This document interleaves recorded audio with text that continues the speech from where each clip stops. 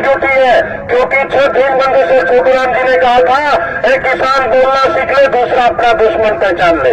यही बात बाबा साहब अम्बेडकर ने कही।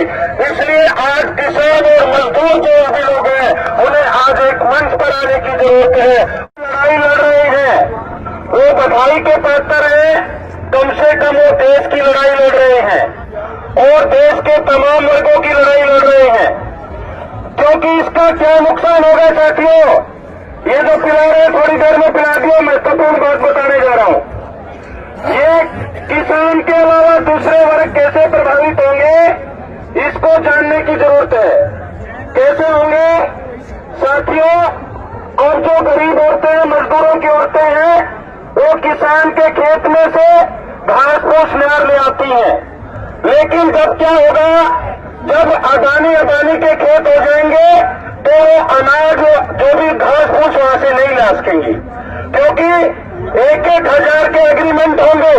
1,000 पेज का एग्रीमेंट किसान पढ़ नहीं पाएगा, और पढ़ नहीं पाएगा उसमें जमीन गिरवी हो जाएगी किसान की। ऐसे जैसे हम लोन लेने जाते हैं ना बैंक में, साइन कर देते हैं धड़ाधड़, ऐसे ही किसान साइन कर देगा। और जो पूंजीपति है वो फिर बोलेगा भाई तेरी जमीन तो गिरवी हो गई, और जमीन गिरवी होने के बाद क्या होगा, कंटीली तारें लगा दी जाएंगी उसके चारों ओर, और सिक्योरिटी गार्ड होंगे। तो वहां किसान भी और जो मजदूर औरतें हैं वो भी वहां से नार घास फूस नहीं काट सकेंगी। इसलिए जो आज मजदूर औरतें हैं, जैसे वो दूध बेचती है या गाय पालती है, भैंस पालती है, भेड़ पालती है, वो सारा बंद हो जाएगा। ये बहुत बड़ा नुकसान होगा। दूसरा ये नुकसान होगा साथियों कि आपको राशन कार्ड से डिपो से जो आज रुपया किलो, 2 रुपये किलो अनाज मिलता है, गेहूं मिलता, चावल मिलता, दाल मिलता है, वो सारा बंद हो जाएगा। क्योंकि अडानी अंबानी कोई चीज 100 रुपये किलो लेगा तो वो मुफ्त नहीं लेगा, वो उसको 200 रुपये किलो बेचेगा। इसलिए मजदूर वर्ग पर बहुत बड़ा प्रभाव पड़ने वाला है। और दुख की बात यह है कि इस मौजूदा सरकार ने इस बिल पर बाकी वर्गों पर क्या प्रभाव पड़ेगा इसकी कोई चर्चा नहीं की। किसान संगठनों से इसकी कोई राय नहीं ली, और बिना राय के परिवर समिति को नहीं भेजा, संसद के अंदर बहस नहीं करवाई, संसद में प्रश्न उत्तर नहीं रखे। तो कितना दुर्भाग्य इस देश की जनता का। आज नरेंद्र मोदी मनमाने तरीके से फैसले ले रहे हैं। दूसरा साथियों, कर्मचारियों पर भी असर होगा। कर्मचारियों पर क्या असर होगा, फूड कॉर्पोरेशन ऑफ इंडिया है वो बंद हो जाएगा, हेपड बंद हो जाएगा, वेयर हाउस बंद हो जाएगा, मार्केट कमेटी बंद हो जाएगी, बीज विकास निगम बंद हो जाएगा। और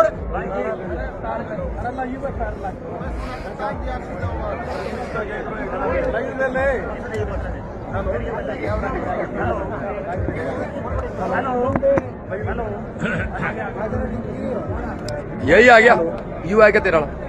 हेलो, साथियों नारा लगाओ तब तक।